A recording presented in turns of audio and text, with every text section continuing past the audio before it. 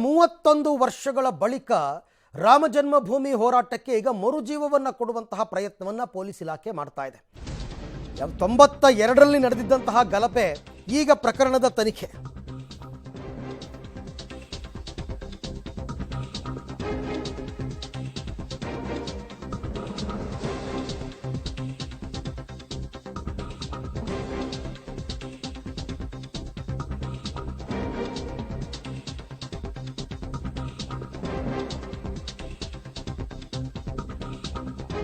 ರಾಮ ಜನ್ಮಭೂಮಿ ಹೋರಾಟ 1992ರಲ್ಲಿ ನಡೆದಿತ್ತು. ಆ ಪ್ರಕರಣದ ತನಿಖೆ ಅಂತ ಇವಾಗ ಹುಬ್ಬಳ್ಳಿ ಕರಸೇವಕರನ್ನ ಟಾರ್ಗೆಟ್ ಮಾಡ್ತಾ ಸರ್ಕಾರ ಅಂತಕ್ಕಂಥ ಪ್ರಶ್ನೆ. ಅಯೋಧ್ಯೆಯ ಕರಸೇವೆಗೂ 1992ರ ಡಿಸೆಂಬರ್ 5ನೇ ತಾರೀಕು ಹುಬ್ಬಳ್ಳಿನಲ್ಲಿ ಒಂದು ಗಲಾಟೆ ನಡೆಯುತ್ತೆ. ಒಂದು ಮಳಿಗೆಗೆ ಬೆಂಕಿ ಹಚ್ಚಿದ್ದ ಆರೋಪದಲ್ಲಿ 9 ಜನರ ವಿರುದ್ಧ FIR ಆಗಿತ್ತು. ಇದೀಗ ಈ ಪ್ರಕರಣಕ್ಕೆ ಮರುಜೀವ ಕೊಟ್ಟಿದ್ದಾರೆ ಹುಬ್ಬಳ್ಳಿಯ ಶಹರ ಠಾಣೆ ಪೊಲೀಸರು. 31 ವರ್ಷಗಳ ಬಳಿಕ 52 ವರ್ಷದ ಆರೋಪಿ ಶ್ರೀಕಾಂತ್ ಪೂಜಾರಿಯನ್ನು ಬಂಧಿಸಿದ್ದಾರೆ. ಉಳಿದ ಆರೋಪಿಗಳ ಪತ್ತೆಗೂ ಬಲೆ ಬೀಸಿದ್ದಾರೆ. ಕೇಸ್ಗೆ ದಿಢೀರಂತ ಮರುಜೀವ ಕೊಟ್ಟಿರೋದಕ್ಕೆ ಈಗ ಸಾಕಷ್ಟು ಆಕ್ರೋಶಗಳು ವ್ಯಕ್ತವಾಗ್ತಾ ಇದೆ. 92ರಲ್ಲಾಗಿರ್ತಕ್ಕಂಥ ಘಟನೆಯನ್ನು ಈಗ ಅದರಲ್ಲೂ ಕೂಡ ಈಗ 22ನೇ ತಾರೀಕು ಅಯೋಧ್ಯೆಯಲ್ಲಿ ರಾಮ ಮಂದಿರ ಉದ್ಘಾಟನೆ ಆಗ್ತಿರೋ ಈ ಸಂದರ್ಭದಲ್ಲಿ ಅದರ ಅಗತ್ಯತೆ ಏನಿತ್ತು? 31 ವರ್ಷಗಳಿಂದ ಬೇಕಾದಷ್ಟು ಸರ್ಕಾರಗಳು ಬಂದು ಹೋಯಿತು. ಕಾಂಗ್ರೆಸ್ ಗೌರ್ನಮೆಂಟ್ ಬಂತು, JDS ಗೌರ್ನಮೆಂಟ್ ಬಂತು, BJP ಗೌರ್ನಮೆಂಟ್ ಬಂತು, ಎಲ್ಲ ಸರ್ಕಾರಗಳು ಬಂದು ಹೋಯಿತು. ಯಾರೂ ಈ ವಿಚಾರಕ್ಕೆ ಮರುಜೀವ ಕೊಡುವಂತಹ ಪ್ರಯತ್ನವನ್ನು ಮಾಡೇ ಇರಲಿಲ್ಲ. ಈಗ ಅದು ಕೂಡ ಈ ತಿಂಗಳು 22ನೇ ತಾರೀಕು ಅಯೋಧ್ಯೆಯಲ್ಲಿ ರಾಮ ಮಂದಿರ ಉದ್ಘಾಟನೆ ಆಗ್ತಾ ಇದೆ. ಈ ಸಂದರ್ಭದಲ್ಲಿ ಅದಕ್ಕೆ ಮರುಜೀವವನ್ನು ಕೊಡ್ತಕ್ಕಂಥ ಪ್ರಯತ್ನ ಯಾಕಾಯಿತು? ಕೇಸ್ಗೆ ದಿಢೀರಂತ ಮರುಜೀವ ಕೊಡ್ತಕ್ಕಂಥ ಅಗತ್ಯತೆ ಏನಿತ್ತು ಅನ್ನುವಂತಹ ಪ್ರಶ್ನೆ. ನಾನು ಕೂಡ ಅಯೋಧ್ಯೆ ಕರಸೇವೆಯಲ್ಲಿ ನಾನು ಕೂಡ ಭಾಗಿಯಾಗಿದ್ದೆ. ಆ ಸಂದರ್ಭದಲ್ಲಿ ಲಕ್ಷಾಂತರ ಜನ ಬಲಿದಾನ ಆಗಿದೆ. ಆದರೆ ಈಗ ಕಾಂಗ್ರೆಸ್ ಸರ್ಕಾರ ಅದನ್ನ ಭಯಭೀತಿ ಮಾಡುವಂಥದ್ದಕ್ಕೆ ಹೊರಟಿದೆ.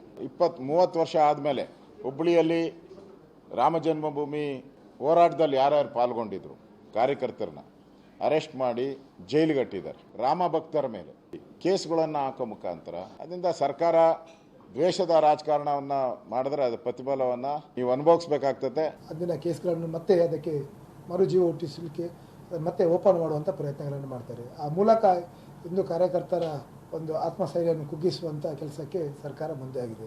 ಹಿಂದೂಗಳ ಜೀವನದಲ್ಲಿ ಭಾವನೆಗಳನ್ನು ಚೆಲ್ಲಾಟ ಮಾಡಲಿಕ್ಕೆ ಹೋಗ್ಬಿಡಿ. ಎಲ್ಲ ಕಾನೂನು ಮೀರಿ ಇವರ ಸರ್ಕಾರ ಉಂಟು, ಇವರದ ಅಧಿಕಾರ ಉಂಟು, ಇವರದೇ ಆಡಳಿತ ಉಂಟು ದೃಷ್ಟಿಯಲ್ಲಿ ಮುಂದಿನ ದಿನಗಳಲ್ಲಿ ಎಲ್ಲ ಇಲಾಖೆ ಯಾವುದು ಕಾಕಿ ಪಡೆ ಅಂತ ನಾವು ಪೊಲೀಸವರಿಗೆ ಹೇಳ್ತಾರೆ, ಆ ಕಾಕಿ ಬಟ್ಟೆ ಮೇಲೆ ಕೇಸರಿ ಶಾಲೆ ಹಾಕೋ ದಿನಗಳು ಹೆಚ್ಚು ಕಡಿಮೆ ಬರ್ತದೆ. ಜೇನುಗೂಡಿಗೆ ಕೈ ಹಾಕ್ಲಿಕ್ಕೆ ಹೋಗಬೇಡಿ. ಇದು ಜೇನುಗೂಡಿಗಿಂತ ವಿಭಿನ್ನವಾಗಿದೆ.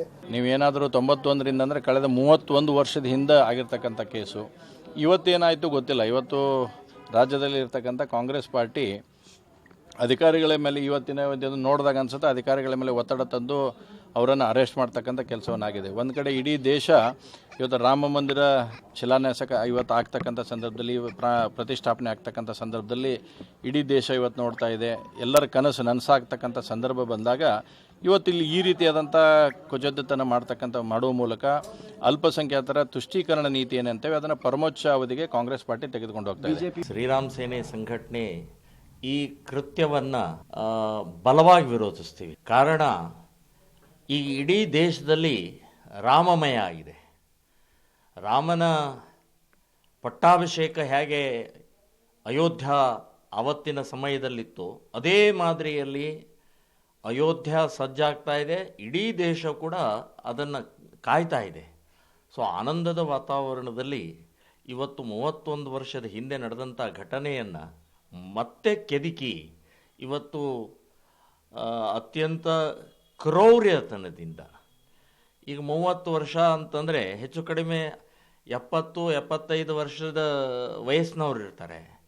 ಅವ್ರ ಮೇಲೆ ಕ್ರಮ ತಗೊಳ್ಳೋದು ಇದು ನಾಚಿಕೆಗೇಡಿನ ಸಂಗತಿ ಅಂತನ್ನುವಂಥದ್ದು ಹೇಳ್ತೀನಿ.